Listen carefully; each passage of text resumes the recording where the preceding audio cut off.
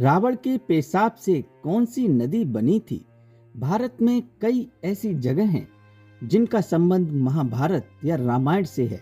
अक्सर देखा जाता है कि प्रचलित कहानियों के अनुसार कई जगहों से भगवान राम, भगवान शिव, पांडव, कौरव, रावण आदि का कनेक्शन रहता है।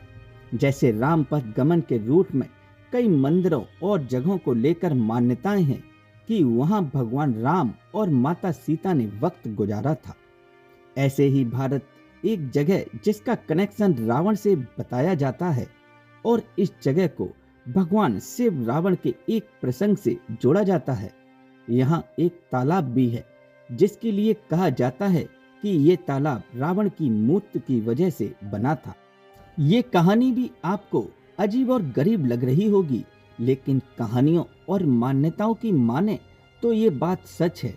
ऐसे में सवाल है कि आखिर ये जगह भारत में कहाँ है और इसे रावण के पेशाब से क्यों जोड़ा जाता है, यानी इसके पीछे की क्या कहानी है। वैसे ये बात है झारखंड के बैजनाथ धाम की, जहाँ भगवान शिव का काफी प्राचीन मंदिर भी है। कहा जाता है कि यहाँ जो शिवलिंग है वो रावण लेकर आया था। रावण का लाया हुआ शिवलिंग ही यहाँ रखा हुआ है और इस शिवलिंग की काफी मान्यता है। इस मंदिर के पास ही दो तालाब हैं, जिसमें एक के लिए कहा जाता है कि वह रावण के मूत्र से बना है। इस वजह से लोग इस तालाब को छूते नहीं हैं और ना ही इसके पानी को इस्तेमाल करते हैं।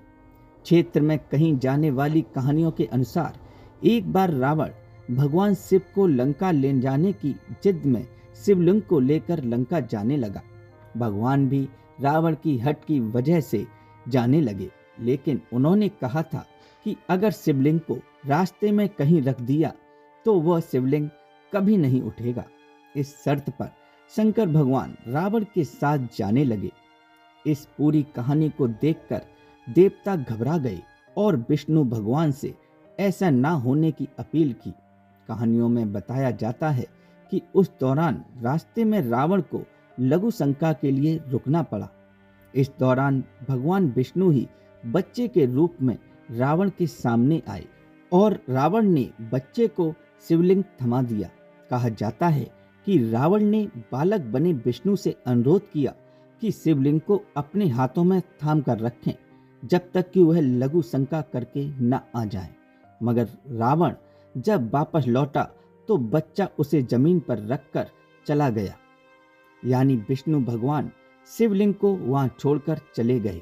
शिवलिंग के जमीन पर रखे जाने के कारण रावण दुखी हुआ और शिवलिंग को उठाने की कोशिश की, मगर ऐसा नहीं हुआ।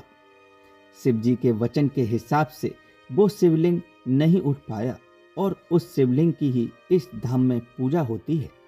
वहीं कहा जाता है कि जहां रावण ने पेशाब की थी वहां तालाब बन गया और उसे रावण की पेशाब वाला तालाब कहा जाता है, जिसका पानी कोई इस्तेमाल नहीं करता।